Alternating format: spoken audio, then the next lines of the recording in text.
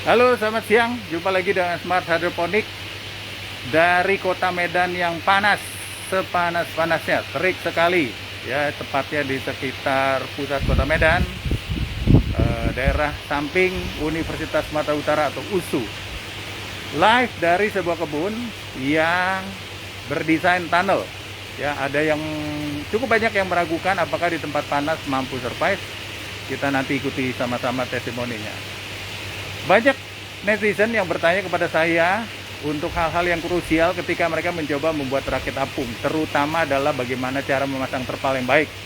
Ya, untuk itu sesuai dengan janji saya, suatu saat saya akan live ya untuk memperlihatkan kepada Anda bagaimana cara melipat terpal khususnya bagian pojok agar rapi dan enak dipandang.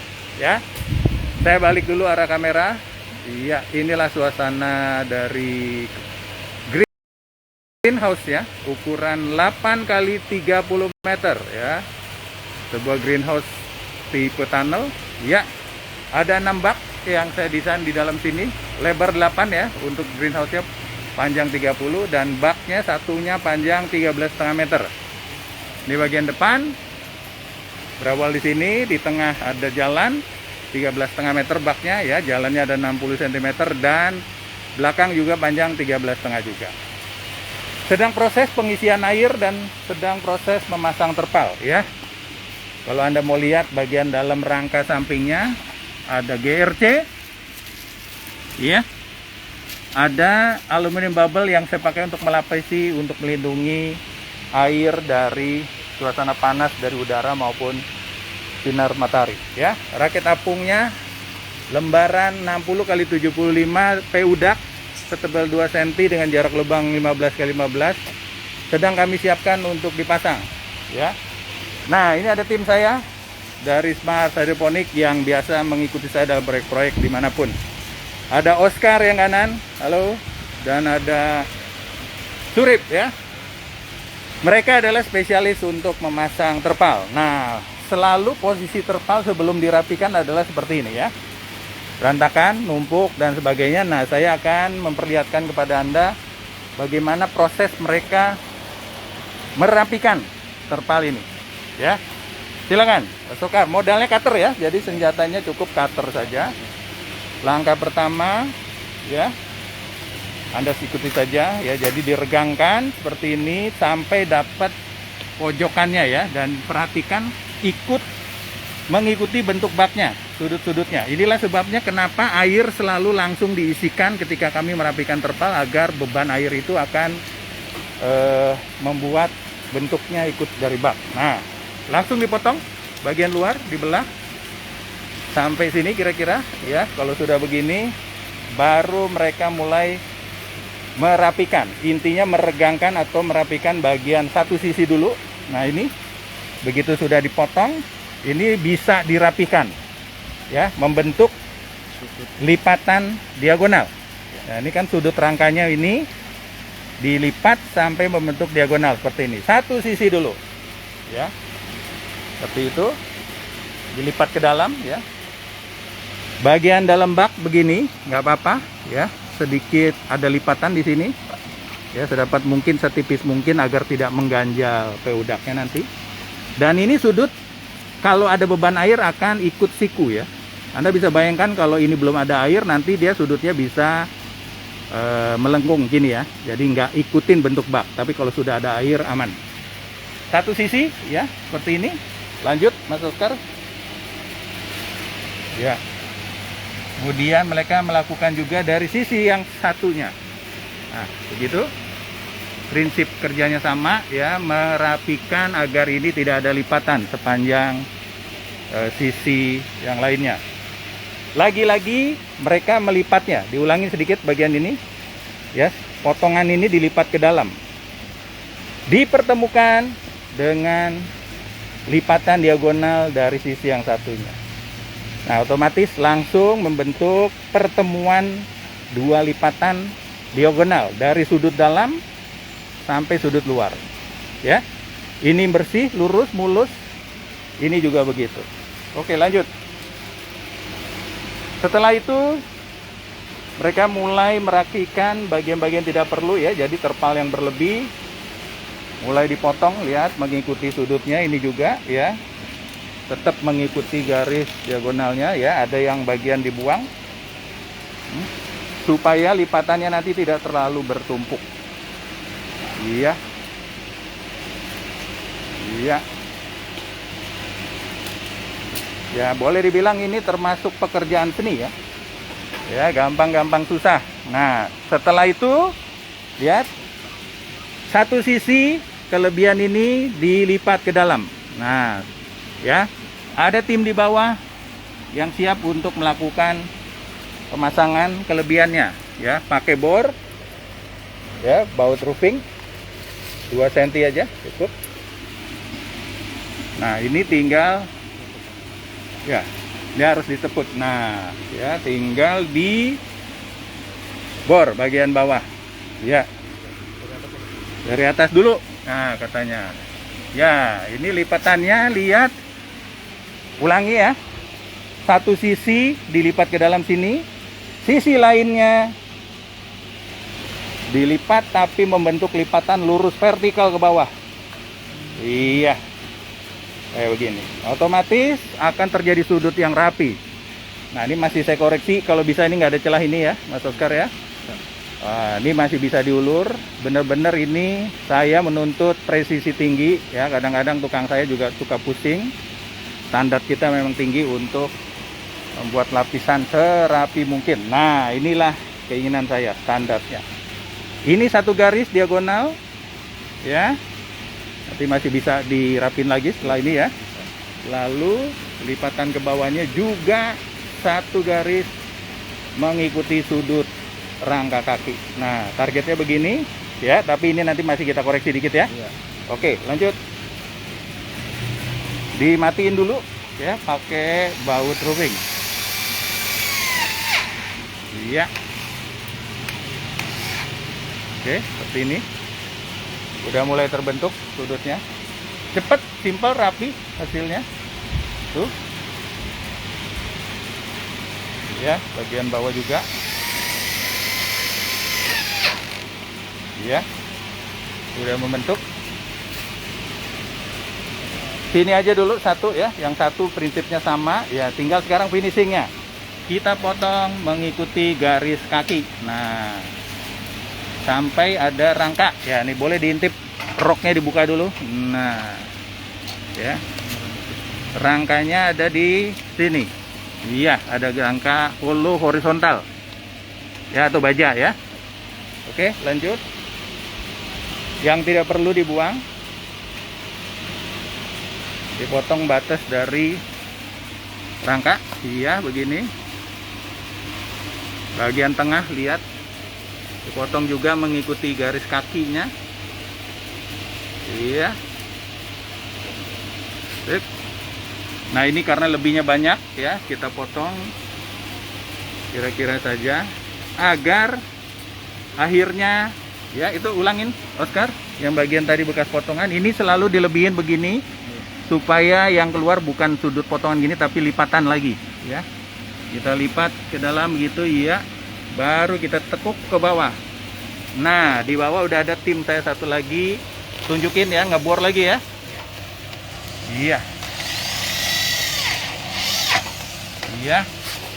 Satu titik sudah dibor, titik tengahnya juga. Oke, titik yang sudut. Iya, penampilan dari dalam boleh saya kasih lihat. Ini begini ya, ini nanti dipotong. Coba potong dulu turip biar kelihatan di video. Iya, kelebihannya dipotong.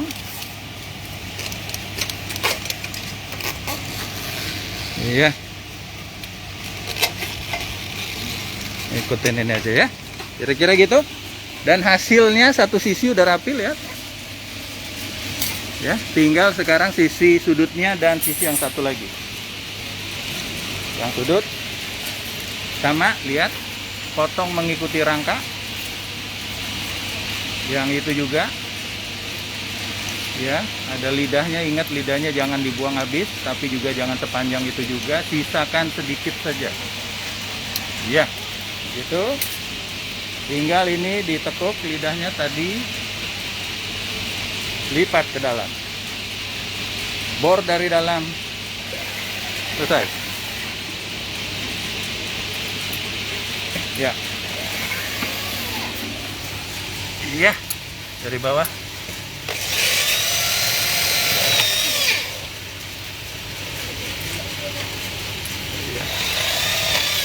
Oke, tinggal dibuang kelebihannya agar rongganya itu terbuka ya. Ini Anda perhatikan rahasia rakit apung saya, tidak ada rahasia, saya kasih tahu. Jadi antara terpal dengan dinding GRC-nya ada rongga. Tolong tunjukkan Pak Surip ya. Nah, rongga ini akan berfungsi sebagai bantalan udara, lagi-lagi untuk melindungi air agar tetap dingin. Kira-kira gitu ya. Finishing terakhir, kakinya. Ya, ini lagi-lagi dipotong pas mengikuti garis yang sudah ada ya, ketinggian dari terpal kiri kanannya. Iya, selesai. Inilah hasil akhirnya, tinggal nanti paling saya bawelin ini, rapin lagi ya. Biasanya harus perlu dikorek keluar agar bisa menjadi satu garis, kira-kira gitu ya. Tapi ini pun udah cukup baik. Begitu kira-kira. Ya, baru setelah itu air penuh, kita letakkan rakit apungnya seperti ini, ya, dan selanjutnya. Ya, ini masih dalam proses penyelesaian. Oke, kira-kira begitu. Terima kasih Oscar dan terima kasih Surip, tim di dalam. Ya, saya mau menjawab dulu pertanyaan dari yang sudah nonton. Silakan lanjut. Siapa aja nih? Oke. Ada Stefano Kakirisa di Ambon, terima kasih. Anis Walls, salam Anis, ini salah satu desainer interior keren, favorit saya nih, sering masuk TV ya. Oke, ada Andre Violet Laberto, terima kasih juga. Ada Yento di Medan, salam, numpang lewat saya di Medan, hadir ke kota Anda.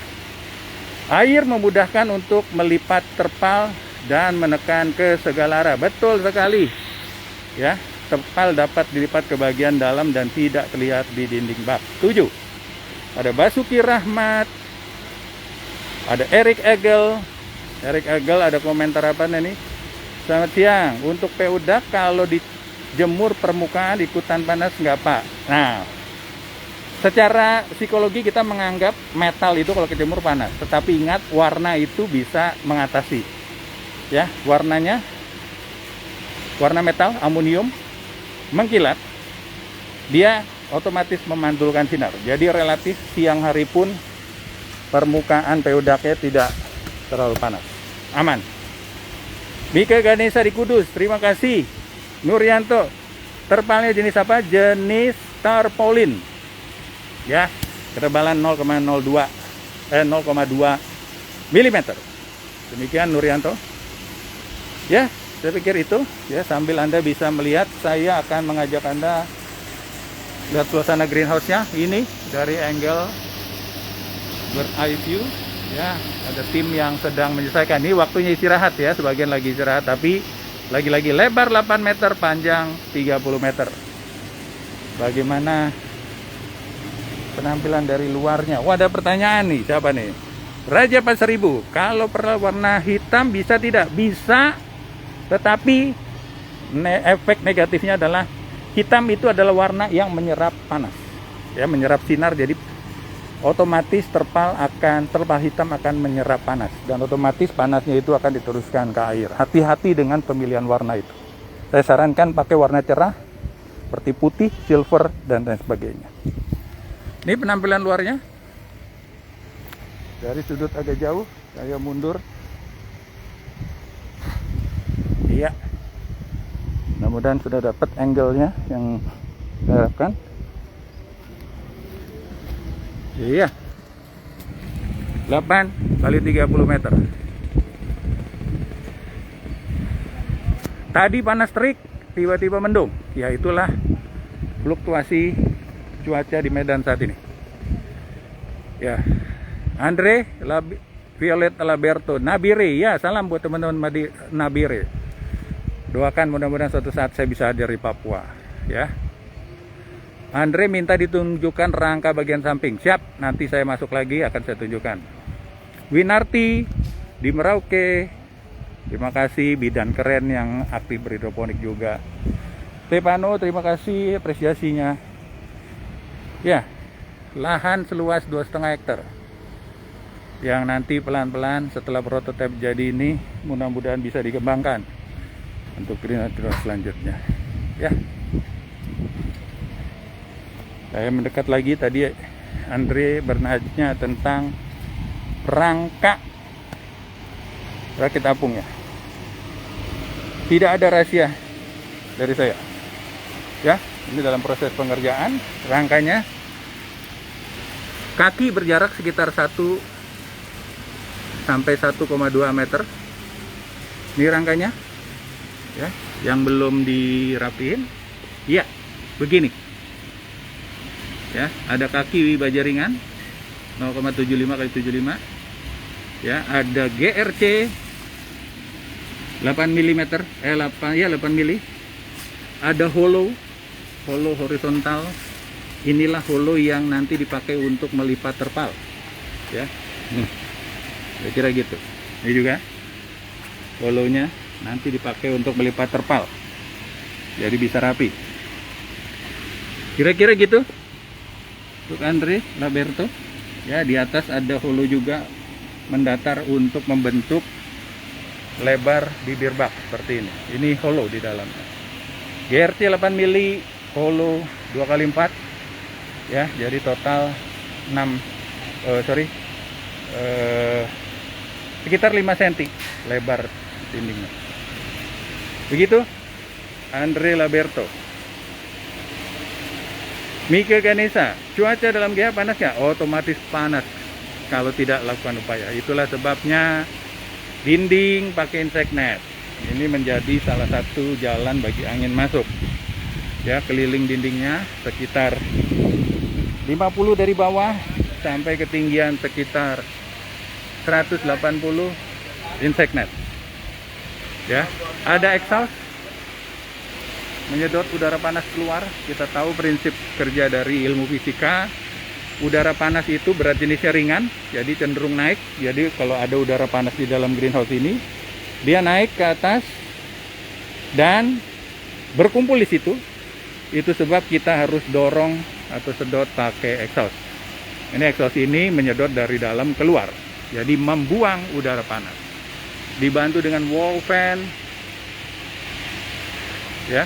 Sekai 3077, diameter 30 in, ya, sekitar 75 cm, 2 buah saya pasang diagonal dengan angle sekitar 140 derajat putarannya, jadi mampu membuat udara panas yang berputar di atas tanaman menyebar dan otomatis naik dan nanti di feeder ke exhaust untuk dibuang.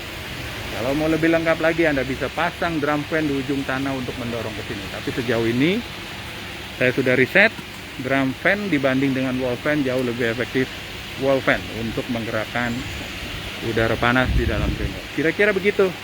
Mika Ganesha. Oliver, izin, ada paket pelatihan?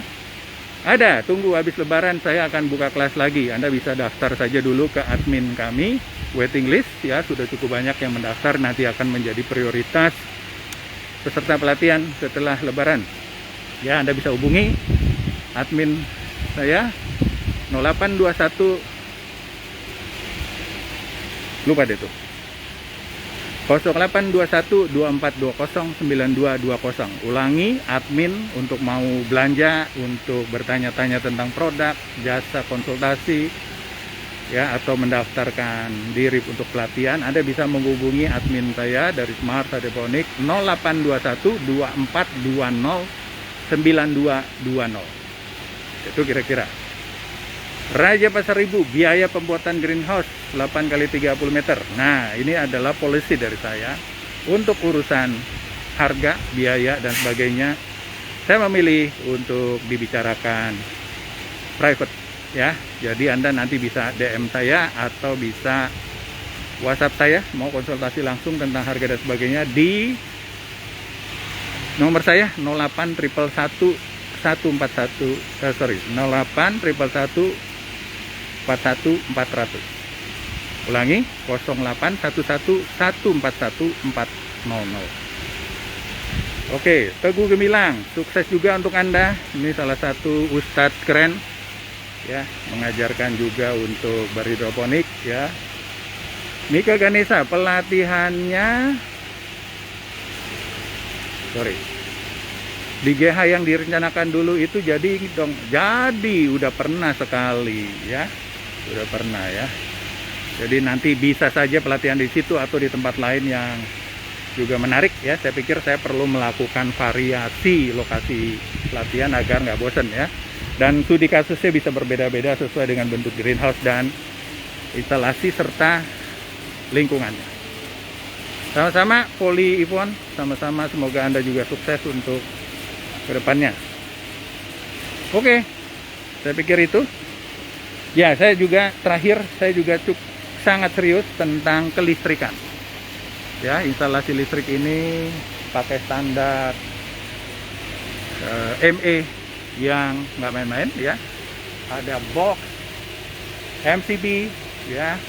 Saya pakai kabel tukur juga yang besar ya, kabel induknya ya, kemudian kabel-kabelnya juga kabel untuk outdoor.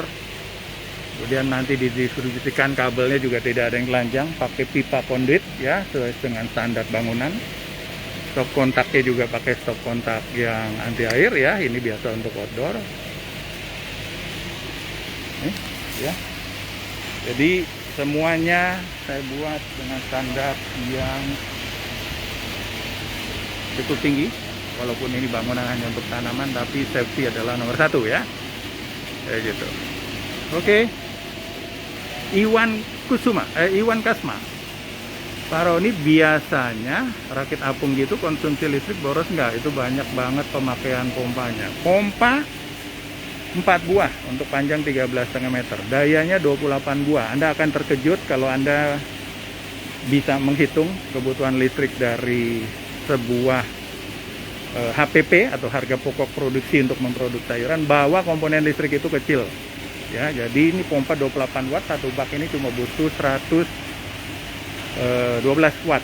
Ya, itu kalau mampu memberikan pertumbuhan tanaman untuk ribuan tanaman, ya saya pikir itu pembagian beban biaya listriknya akan menjadi mencengangkan. Anda tahu bahwa HPP itu dominasinya listrik sama air itu kecil sekali, jadi yang terbesar malah SDM. Saya kira gitu. Ya, Iwan Kasma. Oke. Saya pikir cukup. Medan lagi berawan. Tadi panas terik, sekarang tiba-tiba berawan. Ya, ini suasananya. Detail dari bangunan greenhouse ya, ini sampingnya. Untuk Anda yang belum pernah lihat, dinding jaring ini kalau hujan tentunya akan tempias oleh air hujan ya, apalagi dia sudutnya agak miring ya. Saya pakai insect net juga dengan kualitas tertinggi ya, pakai model rajut.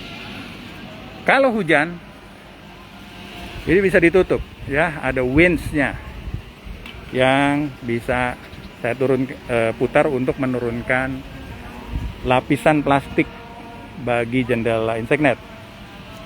Nih, putar ke kiri, turun. Iya. Ya, otomatis air hujan tidak lagi membasahi bagian dalam greenhouse. Kalau cerah, putar berlawanan arah, naik dia. Iya. Jadi winch ini memang dirancang khusus untuk menggulung plastik UV dengan panjang sampai 30 meter, mampu ya, dari ujung ke ujung.